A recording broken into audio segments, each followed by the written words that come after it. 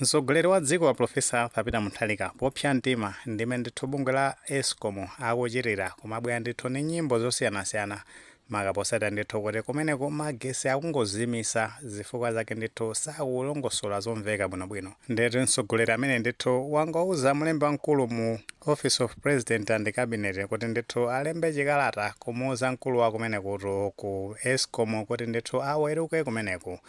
Malo mwake ndithu amutumiza kukagwira ntchito zina ku Mobasi kapena kunazona kuti ku Malawi University of Business and Applied Sciences. Kuja kalekale kumaziko ndithu kuti ku Polytechnic ndiye kumeneko ndithu amuuza mkulu amene kuti akagwire ntchito ngati lecture kumeneko. Pajatu anthu ambiri akhala kubwera kumazadandaula kuti boma ndithu lionesese kuti lakonza kumene ku Eskom chifukwa chonena kuti ndithu zimafika powawisa kwambiri kuti anthu ndithu akukanika kuti apeze chakudya cha lero makato kwa anthu amene amadalira kuti akapanga business yake ndoti yoyendera ndithu magesi ameneyi kayende kuti ndi azigayo kaja ndithu amameta kayende kuti ndi wotcherera kayende kuti amasaluni amenewa ndi ena osiyanasiyana amene ndithu amapanga business pogwisa ntchito ndithu magesi zinafika paja poti posauzana ndithu nzika zambiri nkumadandaula ndi mtsogoleri ameneyi potengera kuti akuona kuti amamvesera ndithu zimene anthu akudandaula ndi amapanga ndithu akti nimene akuonera ndithu kuti atumikira bwino nzika za dziko la Malawi. Ndeti mkulu wa bungwe limene la Eskom amene watundi kankwamba kumwenda kumeneko ndithu ku Eskom agwirako zaka ndithu zambiri chifukwa kuti analowa ntchito kumeneko mu chaka cha 2022 muna cha mu February mmenemo. Ndi anthu ndithu mukutsatira bwino kuti mkulu amene nditi wagwirako ndithu zaka zambiri ndi kuti nthawi amene analowa mu ulamuliro wa chipani cha Malawi Congress Party zimenenso ndithu zimapereka mafunso ochuluka makaposatira ndithu kuti kumeneko mbuyomo magesi ndithu zimaoneka kuti zimayenda bwinobwino amavuta komano sanafike ndithu pamene anafikira padakale panopa. Ndena ndithu amabwera kumadzaluza chala kuti amene akutheka ndithu kuti akuchitira zimenezi kupanga ndithu sabotage umachita mwadala choncho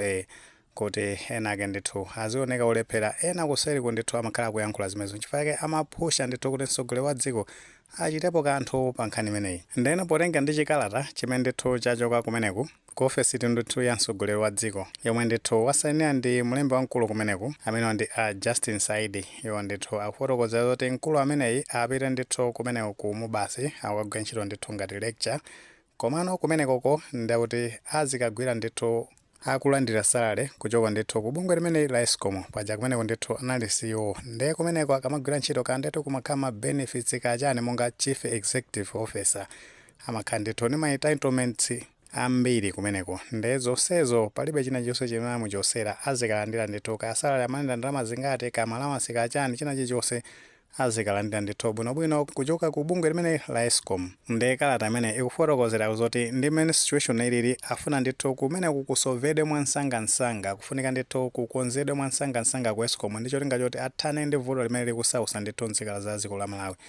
Ndi nimene zikuonekera akulu amene ndithu ndi zovuta kuti akwanise kuti akonze zinthu zimenezo enatu kumazanena kuti mkulu amene ndithu akuyenera kuti anafinya corona chifukwa chonena kuti anakatha ndithu kulandira chikalata choti aweruke kumeneko kuwerukiratu kunena kuti salinso ndithu employee wa boma koma mwayi ndithu waponyedwa kumeneko ku Mobasi. Komanso china chilichonse ndikuti chili bwinobwino kandi kuti masalezi ndi zina zotero komano nkutheka kuti zimenezi aboma ndithu achitira dala mwina ndithu mkulu ameneyi paja amasiwo nthawi zambiri amakhala zoti ali mmacontract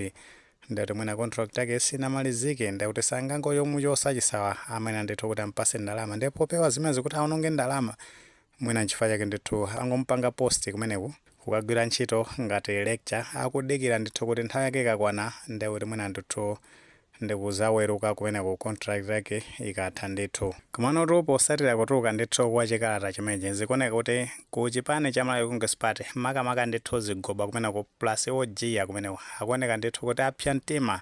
ndi transfer imeneyi akutukwa nato kumeneko akuti ndithu zinthu zimezi zikuchitika ndithu chifukwa cha ndale kulitu achina Dickson Kashote kumeneko amene akutha mawu maka ndithu pa nkhani imeneyi. Ndiye paja ndithu kumeneko china chonse chikachitika akumatchula kuti akuti ndithu zachitika chifukwa cha ndale nkhani ya nyamatazi kwanja amene a Jesse Kabwera amakambanso ndithu kumanena zona kuti amenewo nkhani zake ndiye kuti ndi zandale ndiye paja ndithu pali mawu amene amanena zona kuti ukafuna kuziwa mwini wa galu umamutsina galuyo ukamuthibula pamene ndithu umazaziwa kumapeto kwake kuti mwini wake wa galu ndi uyu. Nkutheka kuti amenewa ndithu amatumidwa dala kumene kuti azipanga frustrate usogoleri ndithu umene ukuyendesa dziko pozimisa magesi ndi kupanga ndithu zinthu zosiyanasiyana zopanga ndithu frustrate nzika ndithu za dziko la Malawi. Enatu akumazalumikisa makakunena zoti potenga kuti mkulu amene wakhalako ndithu zaka zambiri kumene ku Eskom zina zonse zimachitika komano ndi chifukwa chani zinthu zimezi zikuchitika makaposata ndithu kuti kwasinthidwa usogoleri. Polumikiza zimenezo anthu pamene akumabwera ndithu kuti mkulu amene ndithu nkutheka amachitira ndithu zimenezi mwadaladala kuti ndithu apange frustrate usogoleri komanso potenga ndimene akuyankhulira makosana amene a Congress kuseriko anthu ndithu akumazalumikiza kuti kutheka ndithu kuti chimene chimachitika kuseriko anthu amenewa amadziwana ndithu potengera kuti mkulu ameneyi anamuyika ndithu ku ofesi imeneyi ndi makosana amenewa a chipani cha Malawi Congress Party. Komano ngati nzika zinthu ngati zimezi ndizomvetsa chisoni kwambiri kuti anthu ndithu amakagwira ndithu maofesi aboma ndi cholinga choti atumikire anthu osati ndithu kutumikira anthu andale ndi zimene zikuchitika maka ndithu ku mabungwe ngati amenewa a Ejenco komanso Eskom ndi zinthu ndithu zosalongosoka zosakhala bwino komanso ndithu kota bodo kumaka kumene kusonako ndithu kukoneka ndithu kuti zinthu zakenso ndi zokhala ngati zomwezi tikhulupirira kuti mtsogoleri wa dziko ndithu ndi usogoleri wake akuona zonsezi ndi apanga njira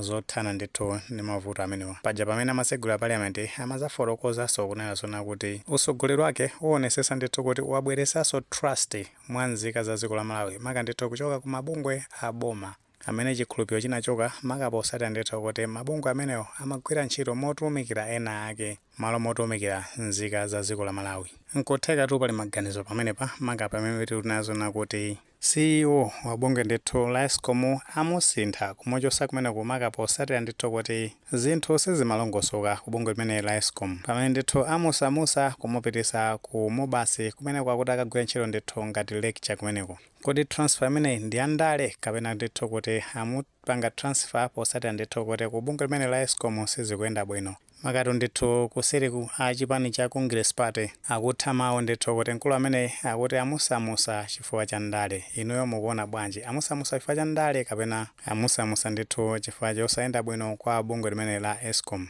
Ngati maganizo amene muli nawo mutha kutifotokozera ku comment section, koma tikamapereka tikumbukirenso ndithu kulemekeza maganizo anzathu. Saiwale upanga like video imene komanso ndithu upanga subscribe channel chimene cha Fox Malawi News 18 ndichongoti nkhani zambiri zikamachitika ndeti kufikani kwake kuzikhala ndithu kosavuta.